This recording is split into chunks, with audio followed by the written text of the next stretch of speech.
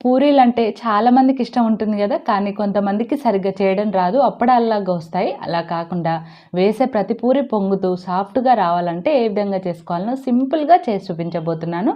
దీని కాంబినేషన్ ఆలు కర్రీని కూడా నెక్స్ట్ వీడియోలో పోస్ట్ చేశానండి. దీనికోసం గోధుమ పిండి, కొద్దిగా ఉప్పు, ఆయిల్ వేసుకొని ఒకసారి కలుపుకొని వాటర్ కొద్దిగా వేసుకుంటూ చపాతీ పిండి కంటే గట్టిగా 7, 8 నిమిషాల పాటు కలుపుకోవాలి గుర్తుంచుకోండి. మీరు గనుక పిండి మెత్తగా కలుపుకున్నారంటే అప్పడాల్లాగా వస్తాయి.